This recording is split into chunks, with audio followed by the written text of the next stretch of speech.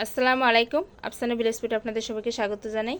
বন্ধুরা, আপনারা সবাই ভালো আছেন? আমরা সবাই ভালো আছি। দেখুন, এখানে আমি নিয়েছি 2টা পাঙ্গাস মাছ। একদম তাজা মাছগুলো দেখুন কিভাবে লাফাচ্ছে। এই মাছটা এখন কেটে পরিষ্কার করে ধুয়ে নেব। ওটা আর আপনাদের সামনে দেখাতে পারবো না। দেখুন পাঙ্গাস মাছটা আমি কিভাবে রান্না করি, দেখতে থাকুন, সঙ্গে থাকুন। আশা করছি দেখে আপনাদের ভালো লাগবে। কড়াইটা খুব ভালো করে গরম হয়ে গেছে। এবার আমি সরিষার তেলটা দিয়ে দেব।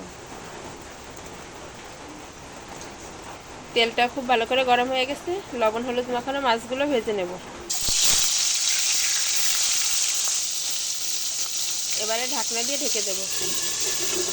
পাঙ্গাস মাছটা ভাজার সময় অবশ্যই আপনারা ঢাকা দিয়ে ভাজবেন, কারণ তেল ছেটে হাত মুখে লাগতে পারে। এবারে ঢাকনাটা খুলে দেব।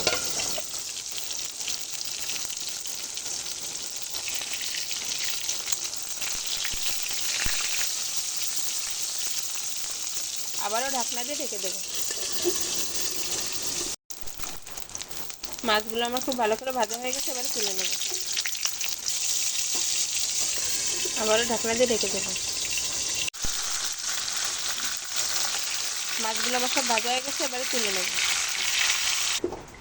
এই তেলের মধ্যেই আমি লবণ হলুদ মাখানো পটলগুলো ভেজে নেব। পটলগুলো আমার ভাজা হয়ে গেছে। এবারে তুলে নেব।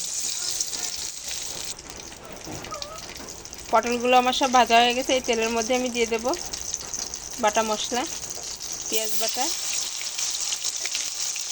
আদা রসুন বাটা, জিরা বাটা, শুকনো মরিচ বাটা,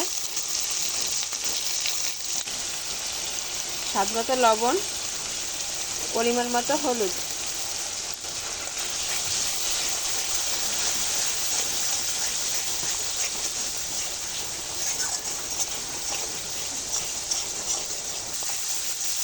মশলাটা আমি ভালো করে ভেজে নিয়েছি। এবারে দিয়ে দেবো পানি।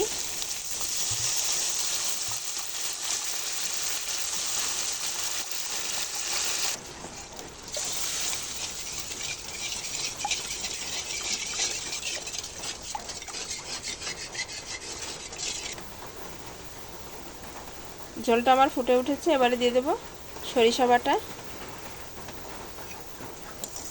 সরিষা বাটাটা দিয়ে আমি ভালো করে নাড়িয়ে নেব। সরিষাটা দিয়ে আমি খুব ভালো করে নাড়িয়ে নিয়েছি। ঝোলটা ফুটে উঠেছে। এবারে দিয়ে দেবো পটল।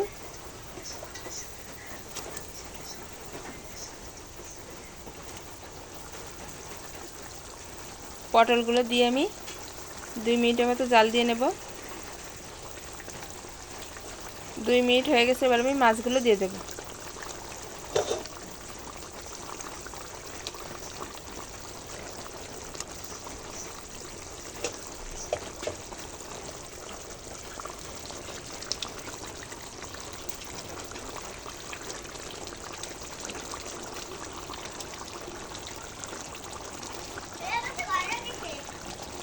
এবারে 2 মিনিটের মতো ঢাকনা দিয়ে ঢেকে রাখবো।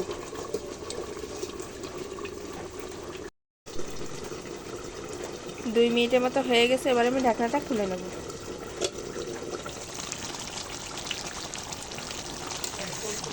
দেখুন খুব সুন্দর একটা মাছ থেকে সেন্ট বেরিয়ে গেছে। এবারে আমি চুলা থেকে নামিয়ে নেব। দেখুন বন্ধুরা, আমার পাঙ্গাস মাছ পটল দিয়ে কত সুন্দর করে রান্না করা হয়ে গেছে। শুধু দেখুন, ছেলে মেয়ে দুজনেই খেতে বসে গেছে।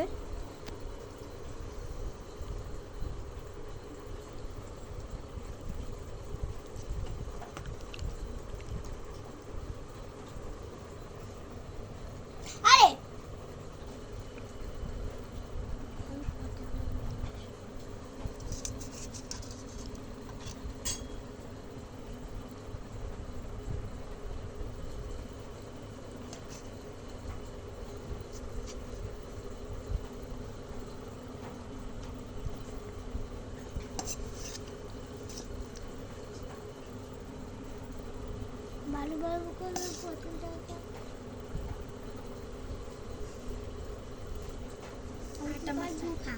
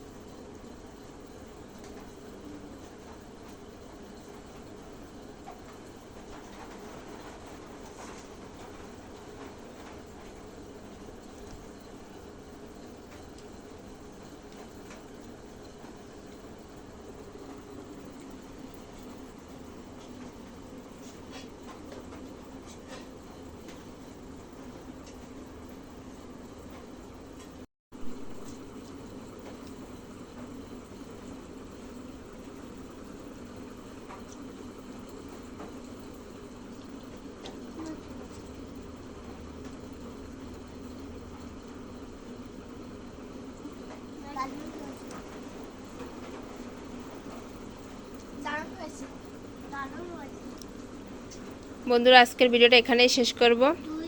ভিডিওটা যদি ভালো লেগে থাকে একটা লাইক করবেন, বন্ধুদের সঙ্গে বেশি বেশি শেয়ার করবেন। আল্লাহ হাফেজ। আল্লাহ হাফেজ।